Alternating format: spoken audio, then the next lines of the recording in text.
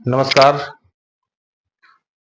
स्वागत है मेरे YouTube चैनल में। और आज हम बात करेंगे कुछ ऐसे पहलू जो अंतर्राष्ट्रीय लेवल पर कुछ ऐसे दिवस मनाए जाते हैं, जैसे कि अंतर्राष्ट्रीय कॉफी दिवस और अंतर्राष्ट्रीय शाकाहारी दिवस, जो कि प्रत्येक वर्ष 1 अक्टूबर के दिन मनाया जाता है। तो इसी के ऊपर हम बात करते हैं। पहले कॉफी के ऊपर हम थोड़ा सा अपना प्रकाश डालते हैं।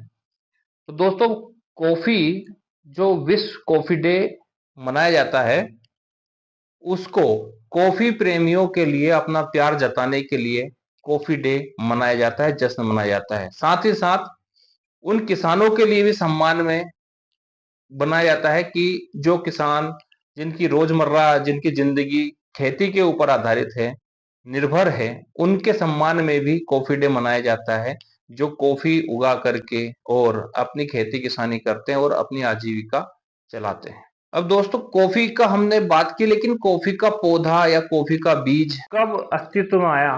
तो यह माना जाता है कि 600 ईस्वी में इथोपिया में कॉफी का पौधा पहली बार जानकारी में आया, और इसको 600 ईस्वी के दौर से ही इसकी शुरुआत मानी जाती है। कॉफी के जनक देश की जो अगर लिस्ट में हम देखें, उसका जनक देश माना जाता है तो इथियोपिया माना जाता है, जिसमें इसकी खोज की गई थी। यह पहली बार ये अस्तित्व में आया था।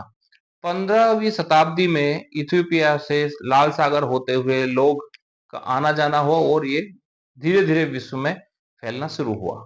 दोस्तों, 2022 के एक रिकॉर्ड के अनुसार ये माना जाता है कि ब्राजील विश्व का सबसे बड़ा कॉफी उत्पादक देश है, जिसने साल 2022 में सबसे ज्यादा कॉफी का उत्पादन किया। अगर कॉफी का हम अस्तित्व के बारे में भारत की बात करें, तो भारत में 17वीं शताब्दी में कॉफी भारत आया, यानी कि कॉफी को जो लोग विदेश गए और लेकर के आए, वो 17वीं शताब्दी में इसका यहाँ पर शुरुआत हुई, और कर्नाटक के चंद्रगिरी पहाड़ियों में इसको पहली बार उगाया गया। दोस्तों, भारत में कॉफी लाने का जो श्रेय जाता है, वो मक्का के एक तीर्थ यात्री जो 1670 ईस्वी के आसपास भारत आए थे, उनको बाबा बुदन के नाम से भी जाना जाता है। उनके द्वारा 7 बीज कॉफी के लाए गए थे भारत, और उनको भारत में रोपण करके और कॉफी का उत्पादन किया गया था। तो काफी 80 प्रकार की जो झाड़ियां हैं, वो कॉफी के पौधों के रूप में उपयोग में लिए जाते हैं, और जिनको अलग अलग प्रकार से, अलग अलग वेराइटी के रूप में, अलग अलग उनकी क्षमता के रूप में उनको जाना जाता है, पहचाना जाता है, और उसके हिसाब से उनके दाम निर्धारित किए जाते हैं, और लोग उनको पसंद करते हैं और अपना पेय पदार्थ बनाते हैं और कॉफी का सेवन करते हैं। अब बात करते हैं अपन शाकाहारी दिवस, जो कि 1 अक्टूबर को ही मनाया जाता है। उसके ऊपर भी हम बातचीत कर लेते हैं कि पूरी दुनिया में शाकाहार के ऊपर भी, यानी शाकाहार को बढ़ावा देने के लिए, शाकाहार के अच्छे प्रभाव के लिए, शाकाहार से क्या क्या अच्छी चीजें हमें प्राप्त होती है, उन सब के ऊपर भी शाकाहार की तरफ पूरी दुनिया को अग्रसर करने के लिए, बढ़ावा देने के लिए, लोग शाकाहार को अपनाएं, उसके लिए भी विश्व शाकाहार दिवस मनाया जाता है। उसमें भी हम कुछ बातें कर लेते हैं, जैसे कि शाकाहार का अभ्यास दुनिया भर के कई देशों में किया जाता है।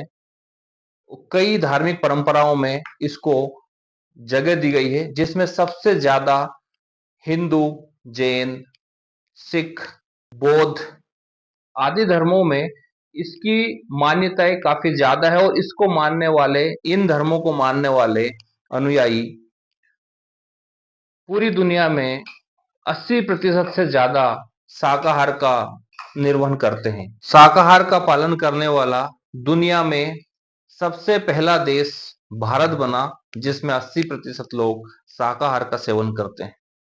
अब दोस्तों, शाकाहार में हम किसे शामिल करें और किसे नहीं करें, तो सबसे अच्छा उदाहरण इसका हम दें तो शाकाहार का जो, जिसे हम भोजन करते हैं, तो शाकाहार का सेवन क्या है, शाकाहार कैसे हम समझें, तो उसमें सबसे अच्छा उदाहरण है दूध, सब्जी, फल, अनाज, बादाम, ऐसी चीजें जिनको शाकाहार में शामिल किया जाता है। दोस्तों, शाकाहारी भोजन करने का जो तात्पर्य है, जो बड़े बड़े ऋषि मुनि, आज के समय में बड़े बड़े साइंटिस्ट बताते हैं कि शाकाहार भोजन करने वाला व्यक्ति बहुत ही शांत मन वाला होता है। शांत शाकाहार का सेवन करते हैं, उनमें सात्विक गुण का ज्यादा प्रभाव आता है और वो लोग बहुत ही हर क्रिया के लिए शांत चित्त से अपना काम करते हैं। इसलिए शाकाहार का विस्तार करने के लिए, शाकाहार को बढ़ावा देने के लिए,